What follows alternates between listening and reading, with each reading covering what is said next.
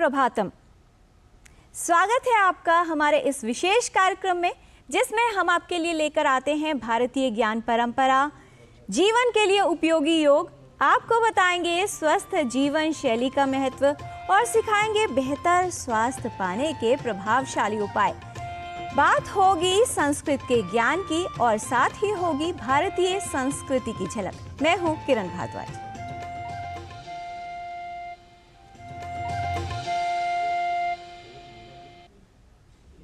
पहुंचना है अगर अपने लक्ष्य तक, तो समय की कीमत पहचान। समय व्यर्थ न कर, समय के साथ चल, समय की गति को जान। आइए जानते हैं आज के तिथि, वार और नक्षत्र के विषय में। देखते हैं आज का पंचांग।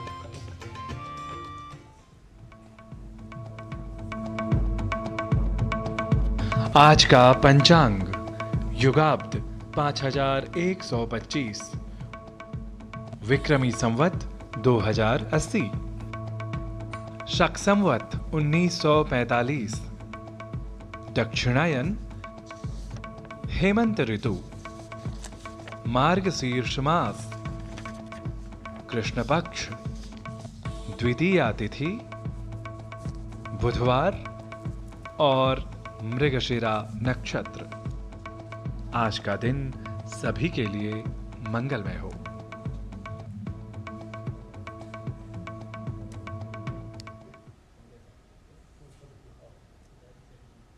जीवन में समय और समझ दोनों ही बहुमूल्य हैं। अक्सर जब समय होता है तब समझ नहीं आती, और जब तक समझ आती है समय निकल जाता है। हमारी संस्कृति के प्राचीन ग्रंथ, जिनमें कुछ ऐसी बहुमूल्य बातें बताई गई हैं जो जीवन के लिए मार्गदर्शन देती हैं, कठिन परिस्थितियों का बेहतर सामना करने की प्रेरणा देती हैं और सही राह दिखाती हैं। ज्ञान के सागर के कुछ ऐसे ही बहुमूल्य मोती हम आपके लिए लेकर आए हैं सुविचार सुभाषित में। द्वावेव न विराजेते विपरीतेन कर्मणा,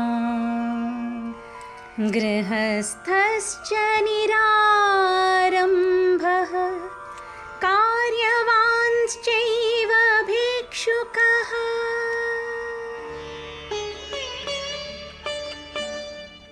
जो गृहस्थ अगर मणि हो और जो कार्य करने की क्षमता रखते हुए भी भिक्षुक हो, वस्तुतः वे दोनों ही अपने विपरीत कर्म के कारण शोभा नहीं पाते। अतः गृहस्थ को अकर्मण्य और कार्य करने की क्षमता रखने वाले को भिक्षुक कदापि नहीं होना चाहिए। The householder who is indolent and the one who is a beggar despite having the ability to work, in reality, both of them do not suit because of their opposite deeds.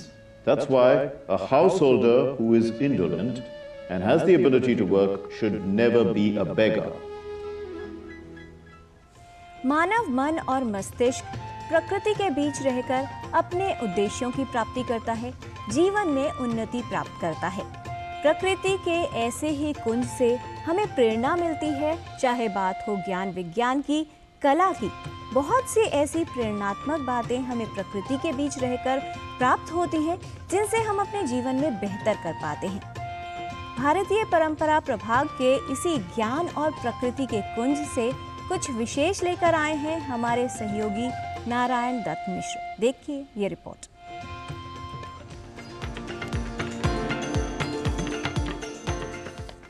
Bharat का चिंतन, मनन एवं अनुशासन संपूर्ण विश्व में भारत की एक अलग पहचान बनाता है, भारत की भव्यता और दिव्यता को दिखलाता है। यह हमें स्मरण कराता है उन तत्वों का, उन मान्यताओं का जो न केवल तत्व मात्र या मान्यता मात्र हैं, बल्कि अपने आप में एक तर्क संगत सिद्धांत हैं। भारतीय ज्ञान निधि की यह अविरल परंपरा हमारे पूर्वजों के शोध, श्रम व विवेक को दर्शाती है। तो आइए आज देखते हैं क्या है हमारी भारतीय ज्ञान परंपरा की विशेषता को सामने रखने वाली यह रिपोर्ट। यह दृश्य है उत्तर प्रदेश के नोएडा में वेद वन नामक एक विशेष उद्यान का। यदि कोई पर्यटक प्रकृति प्रेमी और संस्कृति प्रेमी है तो वह इस वेद वन की विशिष्टता से निश्चित रूप से आह्लादित होगा, क्योंकि भीड़ से भरे शहर के बीचों बीच न केवल बगीचे की समग्र सुंदरता यहाँ दिखाई देती है, बल्कि ज्ञान के प्राचीन और सदैव प्रासंगिक कोश साक्षात वेद ही प्रतिमूर्त रूप में दिख पड़ते हैं। यहाँ आकर आप अनेक ऋषियों के नामों से संबंधित अनेक आवश्यक विवरण आसानी से जान सकते हैं, और न केवल ऋषियों बल्कि भारतीय संस्कृति की गौरव गीति के लिए प्रसिद्ध वेदों में उद्धृत कुछ अपरिचित ऋषिकाओं के नामों को भी यहाँ आकर जाना जा सकता है। वस्तुतः भारतीय संस्कृति के प्रति प्रेम और लगाव को बढ़ाता यह वेद वन अपने आप में विशेष है। वेदों के बारे में बुकों में पढ़ते रहते हैं, किताबों में कि क्या होता है, लेकिन इसको वापस ऐसा करके जागृत कर दिया है और ये बहुत ही अच्छा है बच्चों के लिए जो इस बारे में ज़्यादा जानते नहीं हैं। तो एक ऐसा अट्रैक्शन है जो वापस हमको अपनी संस्कृति से जोड़ता है। हम लोग कई साल बाद यहाँ इंडिया शिफ्ट हुए हैं और जब हमने इसके बारे में जाना कि इस तरह से वेद वन करके कुछ बना है तो हमें जानने की जिज्ञासा हुई कि भैया हमें अपने बच्चों को भी दिखाना चाहिए। बच्चों को रियल में समझ में आएगा कि हाँ, हमारे पूर्वजों ने इतनी मेहनत की है, हमारी संस्कृति इतनी विशाल है, तभी तो उसको और दूसरे देश भी अपना रहे हैं। निस्संदेह यहाँ के परिवेश में प्रत्येक भारतीय विशेष रूप से नई पीढ़ी यहाँ का ज्ञानमय वातावरण पाकर भारतीय ज्ञान की महिमा को आसानी से ग्रहण कर सकती है।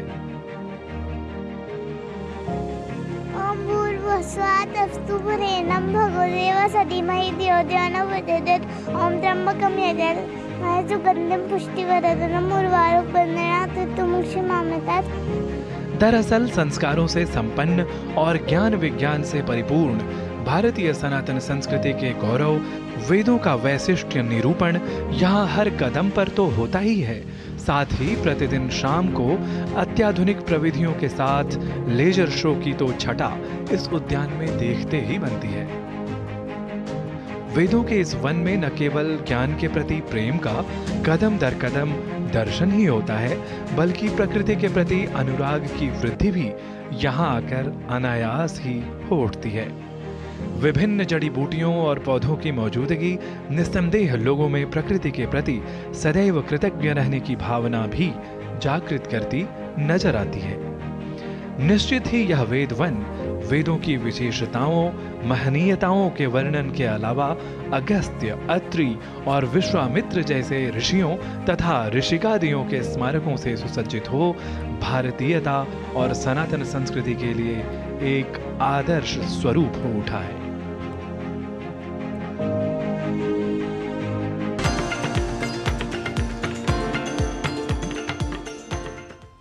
बेहतर स्वास्थ्य जीवन की वास्तविक पूंजी है। बहुत से लोग जो स्वस्थ रहना चाहते हैं वो ये नहीं जानते कि इसके लिए उन्हें क्या करना चाहिए। लेकिन अगर बात करें स्तंभ की तो पोषण और व्यायाम दो ऐसे स्तंभ हैं जिन पर हमारे स्वास्थ्य की इमारत मजबूत बनती है। वैसे तो लोगों को व्यायाम करने के लिए जिम और न जाने क्या क्या बातों की आवश्यकता होती है, लेकिन अगर आप व्यायाम करना चाहते हैं, अपने स्वास्थ्य को बेहतर बनाना चाहते हैं, तो इसके लिए बेहद उपयोगी है पैदल चलना यानी वॉक। हमारे स्वास्थ्य के लिए मॉर्निंग वॉक या पैदल सैर करने के क्या स्वास्थ्य लाभ होते हैं, आइए देखते हैं इस खास रिपोर्ट में।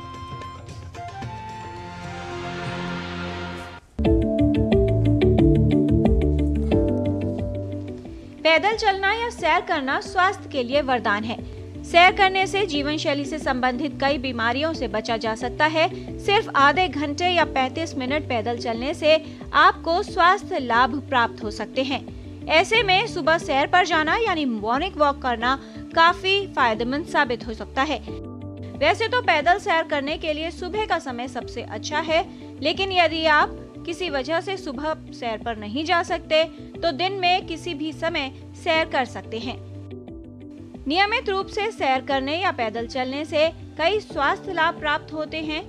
वॉकिंग एक बहुत अच्छी ऑल पर्पस एक्सरसाइज है जिससे ना सिर्फ मांसपेशियों की वर्जिश होती है, उनमें ताकत बढ़ती है, जॉइंट्स में भी मूवमेंट बढ़ती है, हमारा नर्वस सिस्टम भी कोऑर्डिनेटेड रहता है, हमारे ब्लड सर्कुलेशन में लाभ होता है और बहुत इम्पॉर्टेंट है, जैसे बहुत सारे लोग हार्ट अटैक से प्रभावित होते हैं तो हार्ट की बीमारियों से बचाव में भी बहुत हेल्प करता है। ये आपका वज़न नियंत्रित करती है, शुगर कंट्रोल करती है, इससे मानसिक स्वास्थ्य भी बहुत इम्प्रूव होता है और इम्यूनिटी भी बढ़ती है। जो लोग पेनफुल कंडीशन से ग्रस्त होते हैं, अगर वो नियमित रूप से वॉक करते हैं तो ऐसा देखा गया कि उनमें दर्द निवारक पदार्थों की ज़रूरत कम होती है। सैर बेहतर स्वास्थ्य के लिए आवश्यक शारीरिक गतिविधियों में से एक है, क्योंकि चलने के लिए हमें किसी विशेष कौशल, जिम या उपकरण की आवश्यकता नहीं होती। वहीं सैर करना मध्यम से लेकर फुर्तीली शारीरिक गतिविधियों में शामिल है। यदि आप सैर पर जाएं, तो ऐसा करते समय कुछ सावधानियों का पालन करना आवश्यक है। वहीं कुछ बातों का ध्यान रखना भी जरूरी है। वॉक करने के लिए आरामदायक कपड़े पहने, कपड़े अधिक तंग ना हो, आपके जूते आरामदायक हो ताकि वॉक करते समय तकलीफ ना हो। अधिक पथरीले व गड्ढे वाले रास्तों पर सैर न करें। अपनी आयु एवं क्षमता के अनुसार ही वॉक करें। शुरुआत में कुछ मीटर धीरे चलें, फिर चलने की गति सामान्य से थोड़ी अधिक कर सकते हैं। आखिर में चलने की गति धीमी करें और लंबा गहरा श्वास लें। हेल्थ बेनिफिट जो हो वॉकिंग से, तो उसके लिए आपको ब्रिस्क वॉकिंग करनी रिकमेंडेड है। ब्रिस्क वॉकिंग हम उसको कहते हैं कि अब आप वॉक कर रहे हैं तो आप बात कर सकें, आप गाना ना गा सकें। अगर आप चलते चलते गाना भी गा रहे हैं तो वो ब्रिस्क वॉकिंग की श्रेणी में नहीं आएगा। आपको लगना चाहिए कि आपने कुछ एक्सर्ट किया है, वो ब्रिस्क वॉकिंग है। उसके कंपैरिजन में जो लेयरली वॉक है, स्ट्रॉल है, वो लाइट एक्टिविटी मानी जाती है। उसका स्वास्थ्य लाभ ब्रिस्क वॉकिंग की तुलना में कम होता है। वॉकिंग से लाभ मिलता रहे उसके लिए नियमित रूप से वॉक करना ज़रूरी है, और नियमित से हमारा मतलब है सप्ताह में कम से कम 5 दिन। रोज़ अगर कर सकें तो बहुत अच्छा है। और इसके बारे में एक बहुत इम्पॉर्टेंट स्लोगन है कि फिटनेस का डोज आधा घंटा रोज़। बेहतर स्वास्थ्य को बनाए रखने के लिए सभी को नियमित रूप से सैर को अपनाना चाहिए। क्या आप सुबह सवेरे पैदल सैर पर निकलते हैं? अगर नहीं तो जाना शुरू कर दीजिए, क्योंकि सैर आपको स्वस्थ रखने का प्रभावशाली विकल्प है। किरण भारद्वाज, डीडी न्यूज। जब बात स्वास्थ्य की हो तो योग एक ऐसा महामंत्र है जो न सिर्फ रोगों से बचाव करता है बल्कि स्वस्थ जीवन शैली में योगदान देता है, साथ ही मन को शांत रखता है और परमात्मा के साथ साक्षात्कार करवाता है। अगर आप रोगों से बचाव करना चाहते हैं, स्वस्थ रहना चाहते हैं, निरोगी जीवन पाना चाहते हैं तो योग करना बेहद ज़रूरी है। योग को अपनी दैनिक दिनचर्या का हिस्सा बना लें, उसमें शामिल करें। आइए देखते हैं कुछ ऐसी योगिक क्रियाएं जो आपके शरीर को बेहतर रखने में सहायक हैं, रोगों से बचाव करने में उपयोगी हैं और आपको स्वस्थ रखने के काम करती हैं।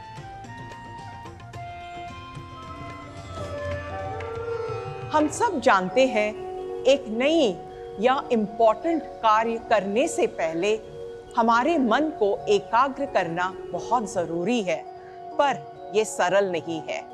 आज हम सीखेंगे खास टेक्निक जिससे मन की एकाग्रता और सचेतना को बढ़ावा मिलता है, जिसे हम कंडीशनिंग कहते हैं। इसके लिए हम सुखासन या सीधी पीठ वाली कुर्सी पर बैठेंगे। हम अपनी रीढ़ की हड्डी को सीधी रखेंगे, गर्दन और ठोड़ी सीधा, हाथ के तलवों को अपने घुटने या थाइस पे नीचे की तरफ फेस करते हुए रखेंगे और सामने एक पॉइंट पे देखते हुए हम धीरे से अपने आंख बंद करेंगे और पूरा ध्यान अपने श्वास की ओर लाएंगे और महसूस करेंगे हर एक श्वास पूरी तरह से। इस प्रक्रिया को हम 5 से 10 मिनट तक करेंगे। उसके पश्चात धीरे से हम आंख खोलेंगे। नमस्कार। हर काम करने का एक ढंग होता है। काम करते वक्त शरीर, मन, भावनाएं उस काम में लगे हों। इंटीग्रेटेड पर्सनालिटी, ऐसे काम किया जाता है। वर्तमान में रहते हुए काम किया जाता है, और जब इस तरह काम करेंगे तो हर काम सही ही होगा। नमस्कार।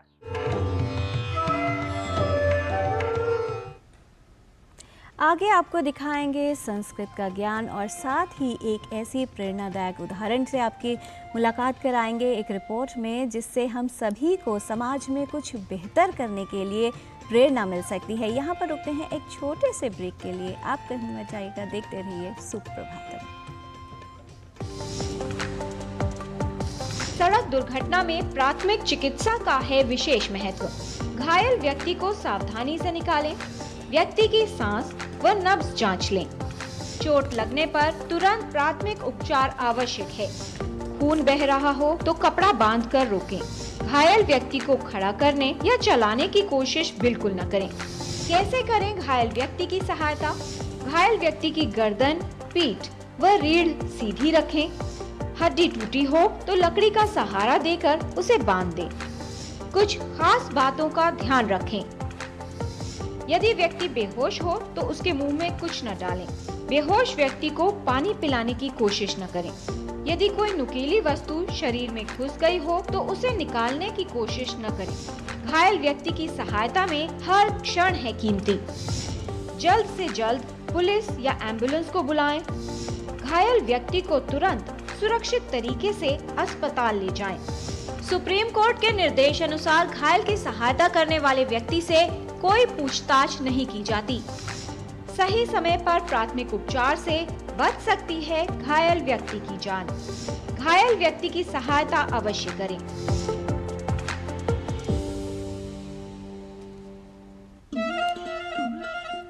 संस्कृत हमारी बहुमूल्य धरोहर है, वो भाषा जिसमें हमारे प्राचीन ग्रंथ लिखे गए हैं। इसका विस्तार और ज्ञान सभी को देना बेहद आवश्यक है। इसी कड़ी में संस्कृत पाठशाला देखते हैं, जिसमें हमारे सहयोगी गवीश द्विवेदी दे रहे हैं संस्कृत का ज्ञान।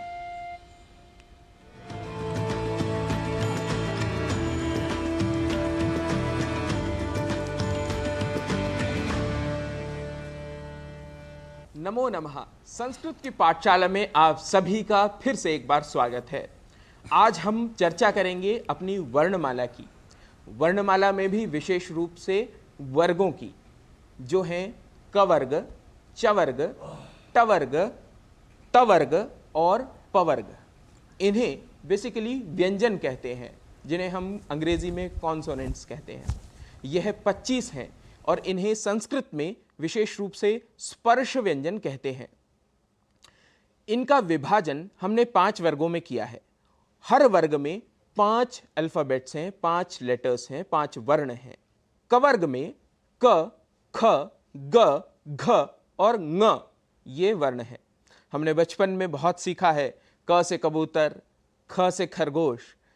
अब हम संस्कृत में भी इन्हीं वर्णों से शब्दों को सीखेंगे, लेकिन उससे पहले हम बात करते हैं अल्प प्राण और महाप्राण की, क्योंकि उच्चारण ही संस्कृत को संस्कृत बनाता है।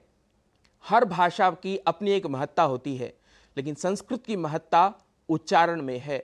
इस भाषा में जो बोला जाता है वही लिखा जाता है, जो लिखा जाता है वही बोला भी जाता है। हर वर्ग में पहला और तीसरा वर्ण अल्प प्राण होता है। अल्प प्राण नाम से ही स्पष्ट है कि जहां पर प्राण अर्थात वायु कम लगे, ऐसे वर्ण। और इसी क्रम में दूसरा और चौथा वर्ण हमारा महाप्राण होता है, जहां पर प्राण वायु ज्यादा लगती है, एम्फेसिस लगता है। और जो वर्गों का 5वां लेटर है उसे हम नासिक्य वर्ण कहते हैं, जहां पर साउंड थोड़ा नेजल हो जाता है। उदाहरण के लिए आप देखिए क वर्ग को, जहां पहला लेटर क, पहला वर्ण क अल्प प्राण है, वहां पर बहुत ज़्यादा आपको शक्ति लगाने की ज़रूरत नहीं पड़ती, क बहुत आसानी से बोल सकते हैं। वैसे ही ग को भी, ग भी क्योंकि अल्प प्राण है इसलिए उसे भी आप आसानी से बोल सकते हैं। लेकिन दूसरा और चौथा, चूंकि ये दोनों महाप्राण वर्ण हैं, इसलिए आपकी प्राणवायु शक्ति अधिक लगती है।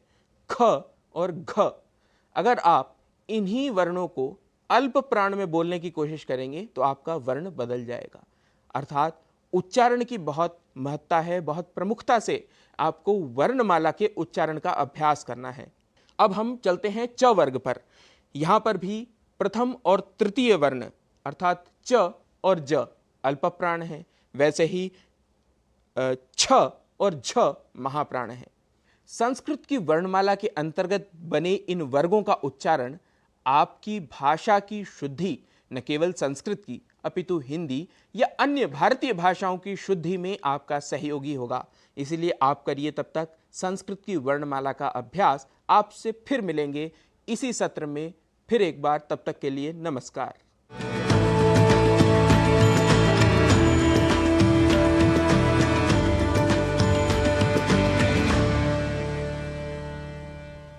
मंजिल उन्हीं को मिलती है जिनके सपनों में जान होती है।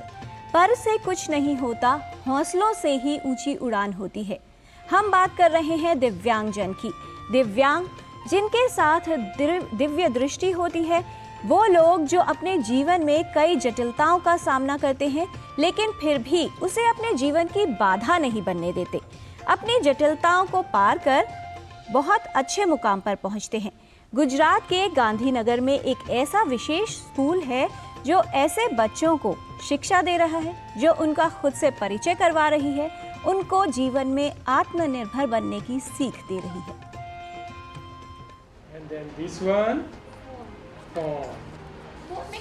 गांधीनगर का ये कपल अब 200 से अधिक बच्चों के माता पिता हैं।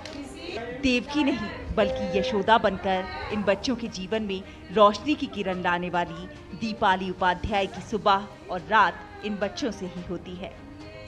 सपनों से भरी ये मासूम आंखें और इस दुनिया को जीत लेने की चाहत और बढ़ते ये नन्हे कदम अपनी राह में रुक ना जाएं, इसीलिए इन्हें इस दुनिया से मिलवाने और स्वयं की शक्ति का परिचय कराने का काम करते हैं ये विशेष स्कूल।